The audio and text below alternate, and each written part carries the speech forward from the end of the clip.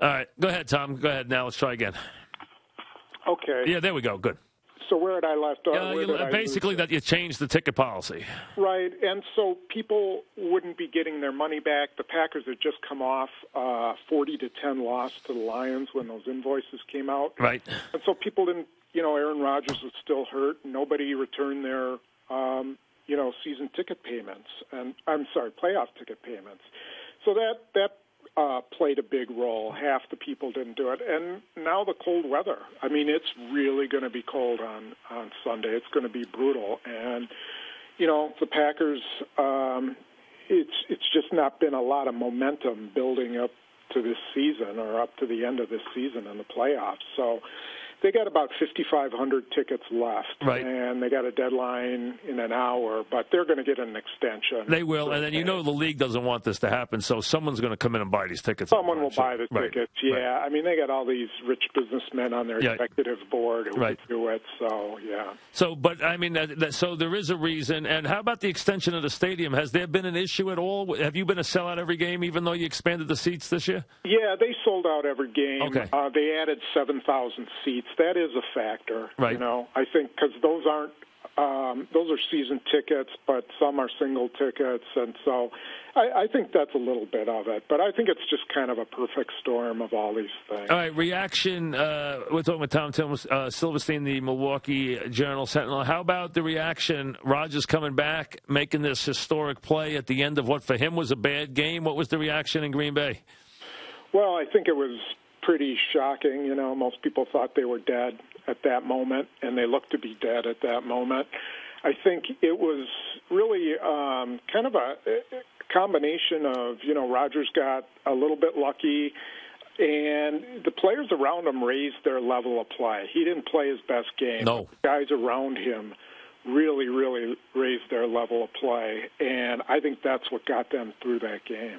How about what kind of shape are they in for a good Niner team? Obviously, a good Niner team, a team that has given the Packers a lot of trouble recently, and a very good two-way football team. What kind of shape are they in this week for this game? Yeah, it's hard to say because, they've changed their offense a little bit.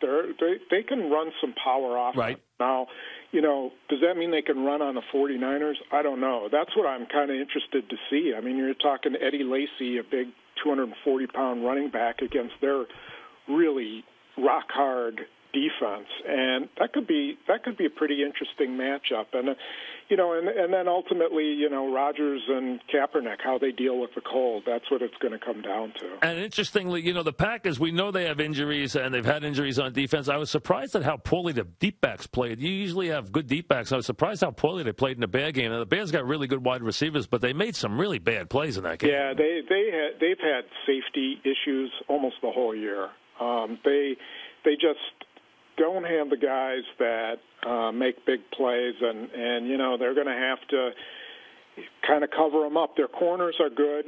They've been playing pretty well. They gave up a few balls, but it's more their safeties than anything else, and those guys are going to have to really protect the deep middle, or else they're in trouble against Kaepernick. All right, so how cold? What are we talking about? Now, you guys, cold usually is not an issue for you hardy folks up in Green Bay. What are we talking about this weekend? Well, there's cold, and then there's zero degrees. Yeah. And 0 degrees is nobody up here can withstand 0 degrees. It's brutal. It's dangerous. So we're talking forget wind chills, we're talking zero temperature this week. Zero temperature, I've heard as low as -4. Ooh. Wind chill's going to be, probably -20 or something like that. It's going to be similar to that Giants game in 2008, the NFC Championship game up here. Yep.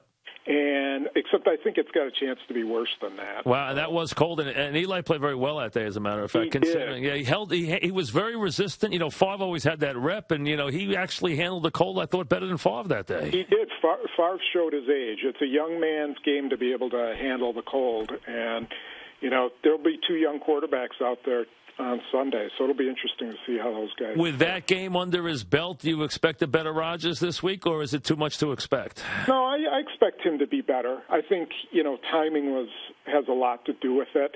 I just don't know with the elements how much control these guys are going to have on the ball. Rodgers has really big hands, and that's helped him out. That always helped Favre out in the cold. That was a big reason why he was successful. Rodgers is the same way.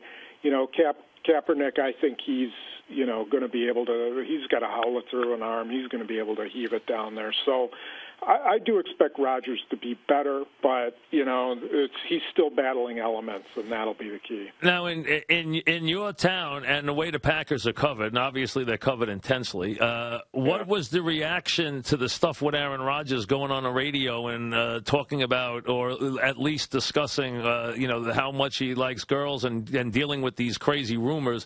How big a story is that in Green Bay? Well, I think, to our credit, we didn't make too much of a big deal out of it. I think at least, here in the Midwest values, there's certain things that, a guy shouldn't have to defend himself when, it's just a rumor. Agreed. I'm surprised he did.